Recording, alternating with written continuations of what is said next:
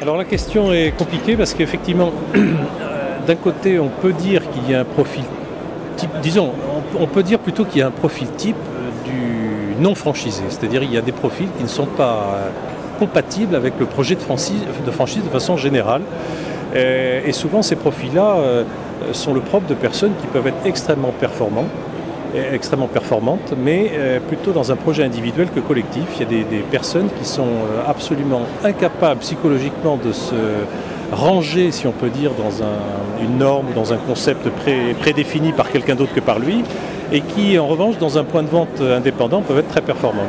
Donc déjà, on va identifier des profils qui sont aptes à la franchise, d'autres qui ne le sont pas, sans qu'il y ait évidemment de jugement de valeur là-dessus. Et encore une fois, il peut y avoir des personnes ultra performantes, mais qui ne sont pas faites pour la franchise.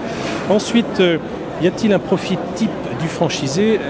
Une fois qu'on a identifié si la personne était faite pour la franchise, là on peut dire que non, puisque le concept, l'historique, la culture de l'enseigne, tous ces environnements, toute cette culture influent beaucoup sur le mode de fonctionnement franchiseur-franchisé et sur le profil donc, du franchisé.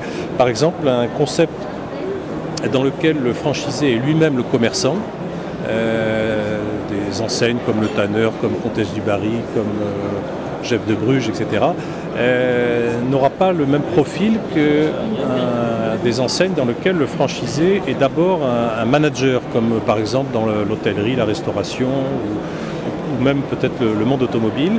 Et les dispositions au commerce ne sont pas forcément les mêmes que les dispositions au management. Donc on essaie de les identifier de cette façon.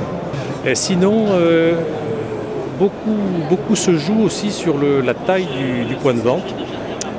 Selon la taille, selon les équipes que le franchisé aura sous sa responsabilité, le profil va un peu varier.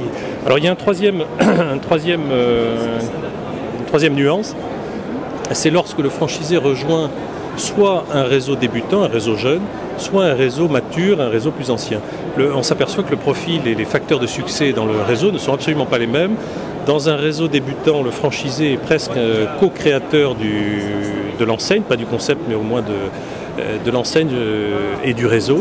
Et donc va avoir un peu davantage le goût du risque, la faculté à s'émanciper des règles, etc. Et au fur et à mesure que le concept devient mature, que le réseau devient plus ancien, plus expérimenté, on va plutôt trouver des personnes qui doivent pérenniser la culture et le savoir-faire, qui doivent incarner, disons, les couleurs de l'enseigne. Donc le profil est très différent et parfois il y a des projets de franchise qui sont tout à fait compatibles avec le profil du franchisé, mais pas forcément compatibles avec l'ancienneté du réseau. Il y a aussi un autre point, c'est la différence qu'il y a entre créer un point de vente et reprendre un point de vente, ou éventuellement aussi ouvrir un point de vente en franchise et ouvrir en multisite. Le profil du franchisé monosite, très performant, n'est pas forcément le même que celui du profil multisite, pour des raisons aussi de métier qui changent un peu.